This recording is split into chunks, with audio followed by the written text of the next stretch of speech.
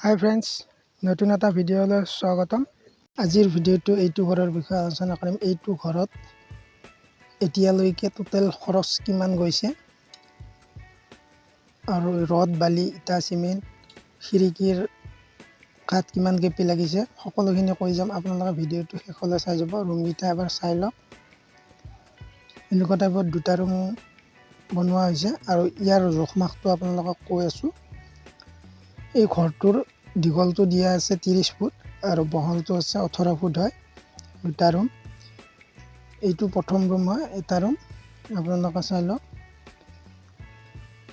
এই ৰুমটো চাইজ হৈছে 15 বাই 18 হয়। আপোনালোকে চাই লওক। ইয়াত পিছ চাইডত 3 পাল্লা খিৰিকী দিয়া গৈছে আৰু ইয়াত ওপৰত কাঠৰ ভেণ্টিলেশ্যন দিয়া গৈছে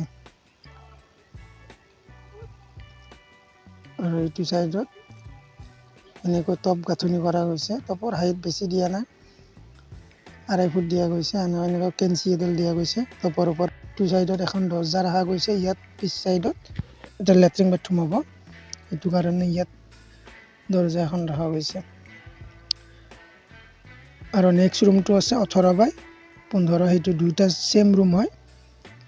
আপোনালোকক এই ঘৰটোৰ এতিয়ালৈ ইটা কিমান গৈছে জনাই আছোঁ।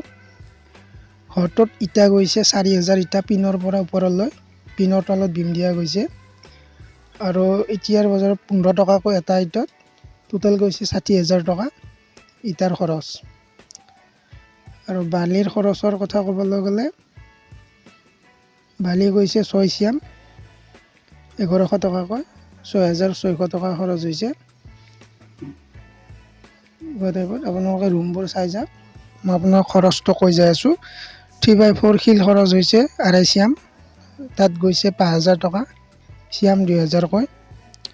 আৰু ৰড খৰচ হৈছে 3 কুইণ্টেল 8 আৰু 10 মিলাই, তাত গৈছে 19,000 টকা, 6300 কুইণ্টেল লৈছে। আৰু কইল খৰচ গৈছে 60 কেজি, তাত গৈছে 3900 টকা।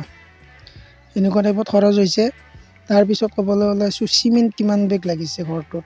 তলৰ পৰা ওপৰলৈ চিমেণ্ট খৰচ হৈছে 35 বেগ। আৰু এক বেগত যিহেতু চিমেণ্টৰ দাম 470 টকা হয়, টোটেল খৰচ গৈছে 16,450 টকা চিমেণ্টত খৰচ হৈছে। আৰু যিহেতু ইয়াত লিণ্টাৰ ফেঞ্চিৰ কাৰণে পাটনা কিনা গৈছে অৰ্থাৎ তক্তা, তাত খৰচ গৈছে 2000 টকা। আৰু মেইন কথা, পকা মিস্ত্ৰী ঘৰটোত কিমান খৰচ লৈছে।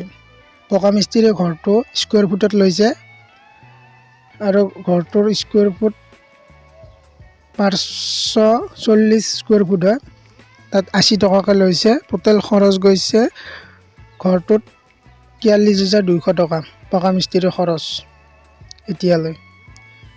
আৰু দৰ্জা খিৰিকী কাঠত খৰচ কিমান গৈছে বা কাঠ কিমান কেপি লাগিছে আপোনালোকে দেখিছে। দৰ্জা 3টা, 3 পাল্লা খিৰিকী 3টা আৰু ভেণ্টিলেশ্যন কাঠৰে দিয়া গৈছে। এইখিনি হয়তো 15 কেপি কাঠ লগা হৈছে। আৰু কেপি 1 কেপিত 1300 টকাকৈ, টোটেল গৈছে 19,500 টকা কাঠত। আৰু কাঠ মিস্ত্ৰী বনোৱা খৰচ 7,000 টকা খৰচ হৈছে। আৰু ঘৰটোত এতিয়ালৈ টোটেল খৰচ গৈছে 2 লাখ টকা।